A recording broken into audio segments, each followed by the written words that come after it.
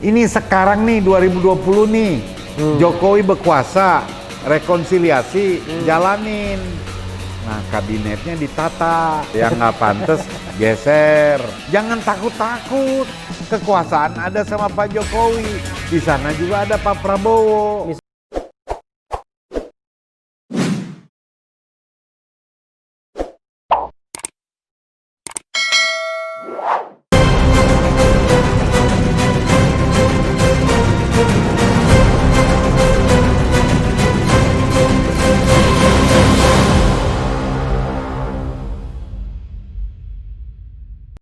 Bang Lius ya, Ya. soal mie ayam makar ini ya. Nah ini kan dari sisi manusiawinya, saya dengar itu punya abang atau punya anak? Itu sebetulnya anak. Anak, ya? Anak saya kebenaran bisa bikin mie, Ya. bisa masak mie. Nah, kebenaran dia tunarungu Tunarungu dari lahir. dari lahir. Jadi Emang putra putri Bang Lius berapa orang? 5. Oh 5 ya, Oh, Pancasila benar kan? Ini menunjukkan bahwa beliau anak pro Pancasila. Ya. Yang ke berapa yang ini, yang punya mie ayam ini? Yang ketiga ya. Yang ketiga ya, anak tengah ya berarti. Jadi Anak tengah tuh Arjuna. ya Arjuna kan anak tengah. ah, 5, Pandawa 5. pas saya ditangkap, waduh, itu saya rasakan betul itu susahnya kalau orang nggak punya uang. Karena saya ditangkap tanggal 20 Mei. 20 Mei ya, sehari sebelum demo besar-besaran 21-22 Mei. 21 itu masuk ratusan orang ditahan. Yang demo-demo itu ya. Waduh, dimasukin di 3 blok ratusan. Nggak gabung sama. Nggak gabung, kita gabung. cuma dengar suaranya. Oke. Suara dia, Ya. doa, saya lihat semangatnya, Ya. militansinya, wah ini kuat. Nah, itu ya kadang-kadang kalau kita ngopi, kita belinya ekstra 110, 111. Jadi kita beli juga yang buat di sana. Kebenaran di Polda itu ada tukang pop mie, kopi. Nah, situ saya merasa tuh, saya ya kebenaran kalau uang masih punya lah ya. Tapi yang di sana itu kan Kelihatan kalau masih punya uang. Bentuknya kelihatan kalau masih punya uang. saya cuma lihat, nanti gua keluar ini gua mesti bikin warung makar. Oh jadi pas di penjara itu ya? Yes. Itu di sel lah Di ya. sel itu saya bilang keluar mesti bikin warung makar. Warung makar, tapi warung makarnya nggak kebayang mie ayam ya. Pokoknya warung makar aja. Karena anak saya bisa, ya, kita jualnya itu 15.000, pakai ayamnya. Ini ayam sekalian kampung. promosi ya. Pakainya ayam kampung, jadi bukan cari untung, tapi semangatnya itu oke. buat orang bisa menikmati mie yang enak tapi murah. Oke. Dan anak saya happy-happy aja. Dan halal ya? Halal, ya? itu wajib saya bilang. Oke. Di semua restoran warung kita itu nggak boleh ada. Nanti kalau Habib Rizik mendengar ini, mudah-mudahan beliau mampir tuh di warung ayam makar ini ya. Nah itu sih, ya mudah-mudahan lah. Saya yang mau ngundang itu Mbak Neno dulu, teman saya nyanyi Oh, ganti presiden. nyanyi lagu apa? Ganti presiden. Dulu lagunya waktu partnya Bang Lius kayak apa? Pokoknya ada yang mencekik. Kita gitu ya. Na gitu ya lagunya. Luar biasa.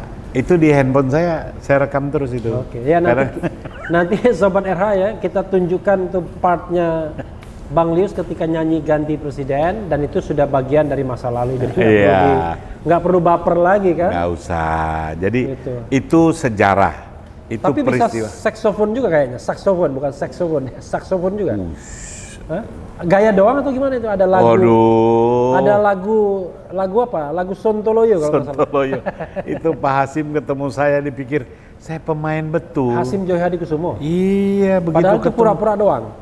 Ya Ahmad Dhani lah. Oh, nanti dia kita kasih. kita tampilkan juga ya. gaya Lius Sungkarisma ketika nyanyi ganti presiden dan main saksofon. Sontoloyo. Sontoloyo. Iya. Itu kenangan indah lah, ya. nggak bisa dilupakan. Jadi bukan kenangan buruk itu. indah dong. Enggak dipersekusi waktu itu. Ya kan kalau udah sampai dituduh makar kan udah pol itu. Oh. Udah yang lain ini udah nggak berasa. Udah top gitu ya. Iya, Bang, ini bagian terakhir ya. Kita sudah ngomong tentang Habib Rizik dan pluralisme tadi. Kenapa kok cinta Habib Rizik? Kita juga sudah ngomong mengenai apa tadi ya? Mie ayam makar dan makar. Soal cerita makar dan mie ayam makar. Nah, bagian ketiga itu saya ingin ngomong soal begini. Seseorang itu kan melakukan sebuah tindakan tuh pasti ada motivasinya. Ya. Apalagi kalau masalah politik, no freelance. Sebenarnya abang tuh mau ngapain sih? Itu kan pertanyaannya. Ini ya. banyak pertanyaan dari teman-teman. Iya. Soalnya gini, loh kalau hidup santai-santai dagang seperti teman abang kebanyakan kan enak kan? Mohon maaf ya, kayak cali luit. Cuan. Cali cuan ya. Kenapa nggak begitu aja? Ya justru saya terbalik ya. Saya bersyukur Tuhan kasih kehidupan saya dari kecil ya nggak pernah susah-susah banget gitu. Jadi Sampai kelaparan nggak pernah ya? nggak ada lah, nggak ada cerita susah. Nah jadi saya pikir ini Tuhan berikan gini, kita harus berbuat sesuatu, membantu banyak orang tanpa harus kita jadi pejabat. Karena memang nggak ada dream saya jadi pejabat. Potongan ada sih kalau potongan. Jahitannya kurang. Oh, jahitannya kurang. Jadi saya lebih senang apa yang dibutuhkan oleh masyarakat ini kita suarakan. Oke. Itu selalu yang saya, ada ketidakadilan kita bunyi, ada penindasan kita lawan. Soal hasil ya gimana lah, tapi kita sudah berbuat. Oke. Jadi saya nggak pernah menyesali. Jarang nih orang-orang kayak begini ya. Itu namanya idealis. Banyak yang nanya, Lius lu mau apa sih? Kayak orang main golf kan ada hole-nya. Iya. Lu mau apa? Mau hole in one atau Iya, saya bilang saya nggak pernah. hole in 10. Saya nggak pernah berpikir tentang saya harus jadi apa. Yang saya mau nih masyarakat ini semuanya hidupnya tenang dulu dah. Jangan udah susah, nggak tenang, takut. Nah, itu nggak boleh. Nomor satu tenang. Damai itu indah tuh jadi terekam sama saya. Kenapa saya suarakan Habib itu karena ini ada yang nggak adil. Kok orang baik gini dituduhnya macam-macam. Itu saya bersuara. Kenapa saya ikut demo tukang parkir, larangan parkir tahun 2011. Itu kejemur-jemur saya sampai beli mobil pakai sound system itu khusus memperjuangkan tukang parkir yang nggak boleh parkir 24 jam. Dan sekarang ini Gubernur Anies kasih parkir satu baris. Aduh, hati kita lega.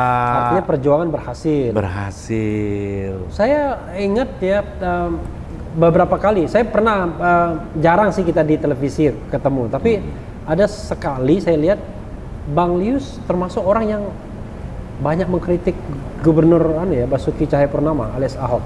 Aduh, kalau itu bukan saya kritik, itu teman saya juga.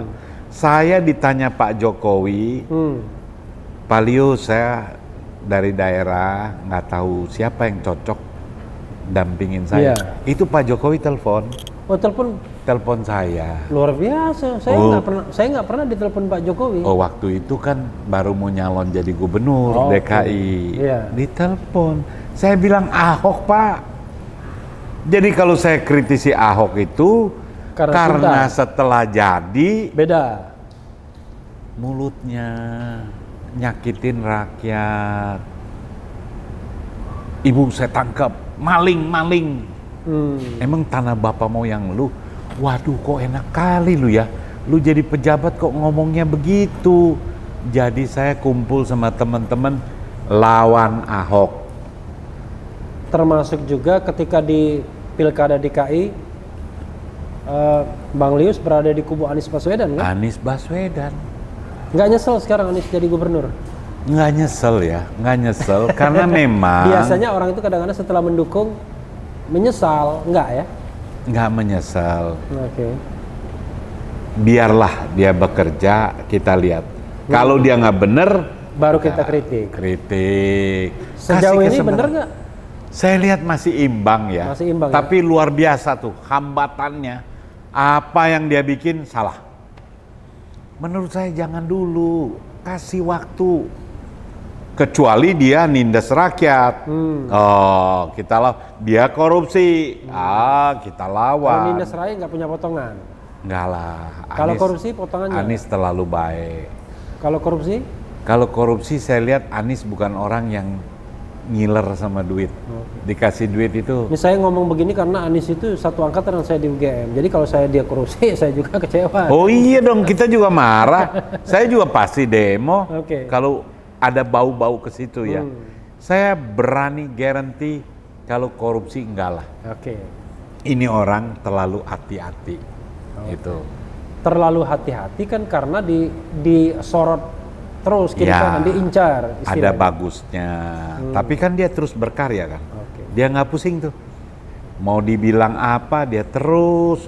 Aduh, kalau kadang-kadang Tapi gini Bang, oke. Ada kesan ya, orang yang kontra sama Presiden Jokowi itu akan memuji Anies ya, kita frankly speaking aja. Persoalannya kenapa sih kepada pemerintahan Jokowi Abang kuat kritiknya sampai sekarang?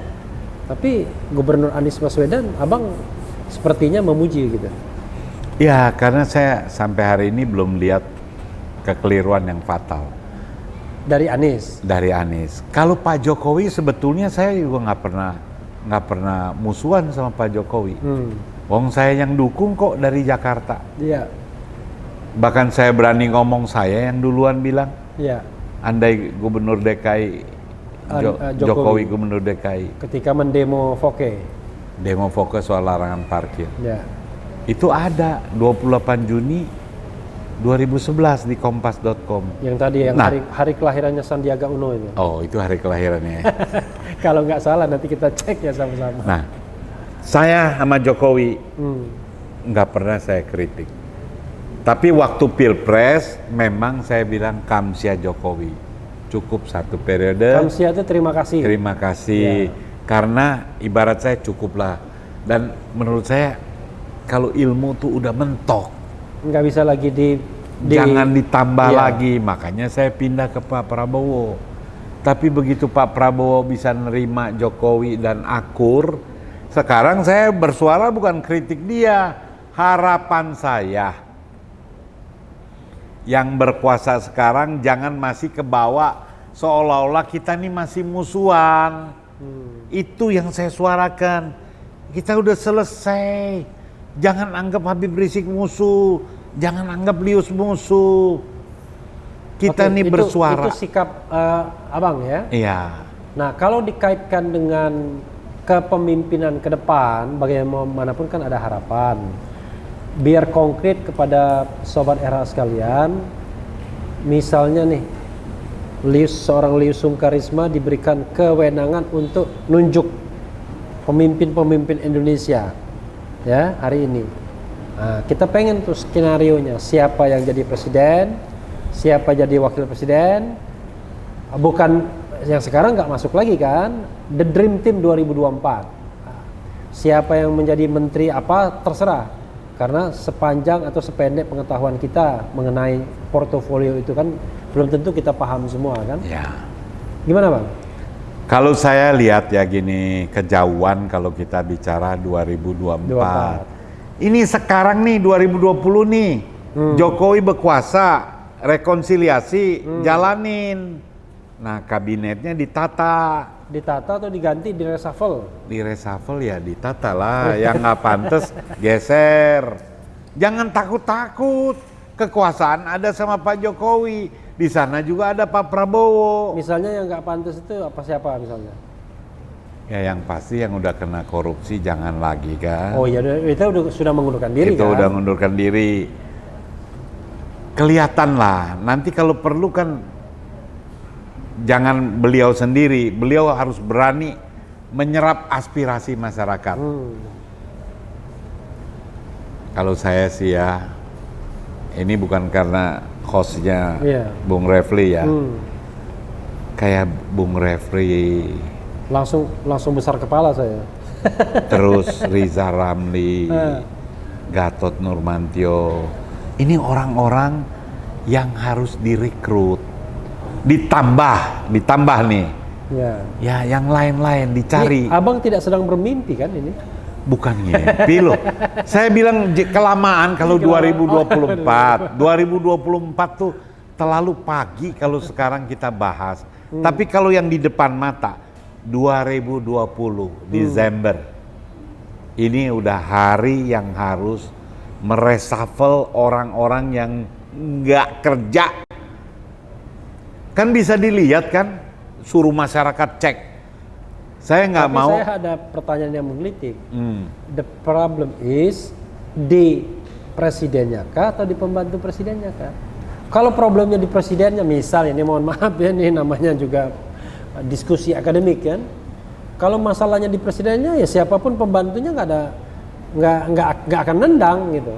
Karena the problem is di leadernya sendiri.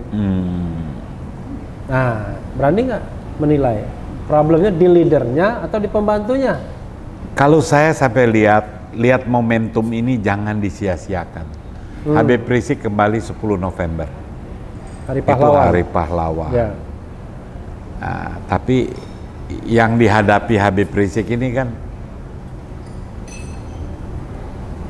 keterlaluan. Kalau menurut saya nggak manusiawi lah. Seseorang yang 3,5 tahun mau balik nggak bisa balik. Begitu nginjak tanah air, terus problemnya sampai hari ini, terus sampai balehonya aja nggak boleh itu. Jadi kaitannya apa tadi? Antara the leader atau the assistant? Itu boleh kita ngomong pada saat kemarin. Iya. The leader atau the assistant. Iya. Tapi kalau sekarang ini mesti dream team. Pak Jokowi harus membangun dream team baru.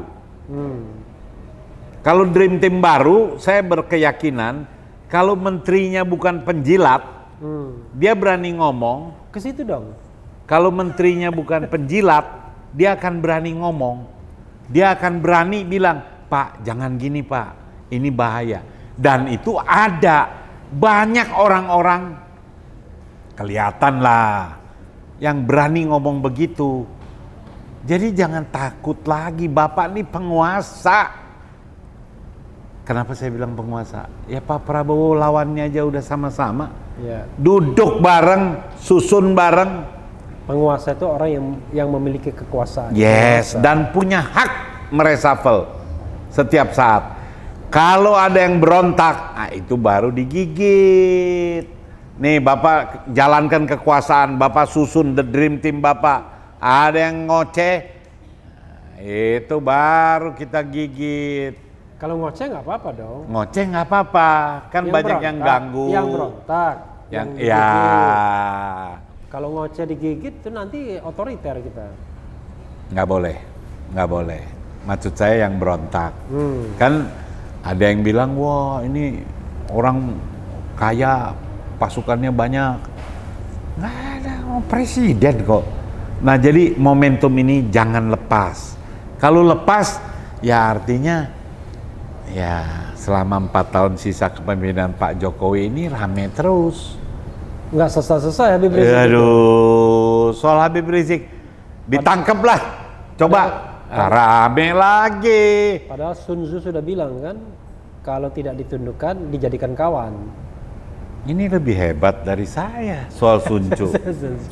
Itu umum itu. Dan itu betul. Trennya kan semua mau rekonsiliasi jadi kawan. Dan Pak Jokowi kan kenapa kita jadi gila-gila sama dia itu sederhana. Nggak gila kekayaan, mau mendengar. Iya kan? Itu dipanggil Pak, dirangkul semuanya. ajak ngopi bareng, kumpulin nih orang-orang yang peduli terhadap kemajuan bangsa, ajak bicara. Itu beres ini, kita negara kaya kok. Bang Lius, terakhir nih ya, dua dari terakhir ya, terakhir kan nanti closing statement. Ini kan Bang Lius ini pasti banyak bergaul dong di lingkungan teman-teman Tionghoa ya. Saya tidak tahu sejauh mana pergaulan itu misalnya sampai ke pengusaha tingkat atasnya ya. Kan? Aspirasi golongan Tionghoa seperti apa sih sebenarnya? Orang Tionghoa ini kan memang Tionghoa atau Cina sih? Jangan sebut Cina. Kalau buat saya boleh. Oke, Tionghoa ya. Tionghoa. Makanya dulu Abang bikin partai Tionghoa. Reformasi Tionghoa Indonesia. Kalau encek-encek ini dengar Cina, sakit hati dia. Kenapa? Karena dulu ada seminar Angkatan Darat itu kan memang merubah sebutan Tionghoa jadi Cina. Yang konotasinya adalah merendahkan. Kalau buat saya disebut apapun nggak jadi rendah. Oke, itu kayak di Malaysia atau di negara Singapura menyebut orang Indonesia Indon ya. Kira-kira gitu. Atau negro kalau di tujuan di nyebut Serikat, itu ada ya. konotasi merendahkan. Ya. Makanya kalau ditanya saya sebut Tionghoa, tapi kalau buat saya Cina juga nggak apa-apa. Orang sebut serius Cina nggak masalah. Tapi kalau untuk umum, Tionghoa itu basicnya dagang. Oke. Jadi kalau soal politik ini, dia pokoknya ikut yang berkuasa. Oke, sudah pasti begitu ya? Pasti, Siapapun yang berkuasa. siapa yang berkuasa dia patuh. Ya. Yang penting dia aman, damai. Bisa dagang. Jangan ribut nggak bisa dagang. Itu aspirasi politiknya. Nah, kalau kan banyak kan, ke nomor 1 sumbang, ke nomor 2 juga sumbang. Cuma jumlahnya lain. Banyakan ke nomor 1 atau banyakan ke nomor 2? Dia lihat mana yang mana yang peluang menang peluang gede? menang. Makanya kalau orang-orang Tionghoa itu dagang dan banyak yang hobi judi kan. Ya, karena bagian dari melatih insting katanya. Jadi dia bikin taruhan tuh. Lu pegang nomor 1 atau nomor 2. Gua fur lu. Fur 1, fur 2. Jadi menurut saya 2024 itu udahlah, orang Tionghoa pasti dia dagang, pasti dia akan pilih yang terpilih. Kira-kira bakal menang. Kalau dia ragu, dia pegang 2. Sama ini baik, sama ini baik. Itu udah stylenya begitu. Dan itu udah watak dasarnya, nggak bisa diapa-apain lagi. Nggak bisa. Kalau yang kayak saya memang jarang. Kalau saya lihat, pikir ini, tapi nggak benci sama lawan kita nggak benci.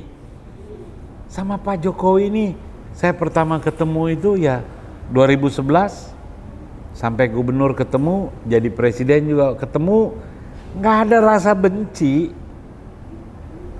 Kita cuma pengen beliau jalan tuh sesuai dengan apa yang dia janjikan. Kalau belum, ya beliau juga kan akui kan, dari berapa yang dia mau jalanin, nggak jalan. Tapi sekarang mau bilang apa? Tapi oke, banyak yang belum direalisasikan ya. Tapi kan yang paling mengkhawatirkan adalah suasana kebebasan sipil. Seperti inilah ya, kayak interview podcast seperti ini, bukan tidak ada konsekuensinya kan? Salah terpleset sedikit, sel tahanan menanti Itulah kita. yang menurut saya ini yang harus dirubah. Kepemimpinan Pak Jokowi yang sisa 4 tahun ini harus menciptakan rasa aman nyaman buat semua aktivis dalam rangka menyampaikan pandangan dan pikiran. Nggak usah takut, Pak. Bapak kuat, Bapak bener, pasti makin hebat. Ya kalau nggak bener, robah dong. Kan nanti dicatat dalam sejarah juga, Bapak tukang nangkepin aktivis kan juga jelek. Ingat loh, besok Bapak juga jadi rakyat biasa loh. Tidak hanya ini, tapi catatannya dunia akhirat. Nah, itu jadi maksud saya, udahlah. momentum 2020 ini kita jadikan momentum bangkitnya kembali bangsa ini dengan merangkul semua kekuatan, semua potensi tanpa melihat latar belakang suku, agama, dan ras. Dia mau orang apa, jangan dia bilang wah ini musi Jawa, musi, nggak ada lah. Negeri ini dibangun bukan karena untuk suku, untuk agama tertentu. Siapa aja yang bagus, tarik. Oke. Nah, saya rekomendasi itu. Oke. Ini, itu yang lain juga ada. Boleh, nggak apa-apa. Terbuka aja, dibuka. Jangan, aduh, tahu-tahu muncul. Ini belum pernah lihat nih. Ini siapa nih? Tahu-tahu ditunjuk jadi menteri ini, kita nggak jelas ini siapa ya, track recordnya apa gitu. Ini kan mesti jelas. Ini bukan dagang. Ini urus negara, mesti yang paham. Ngurus 250 juta rakyat ya. Yes, mesti paham kebatinan kenapa negeri ini berdiri. Itu.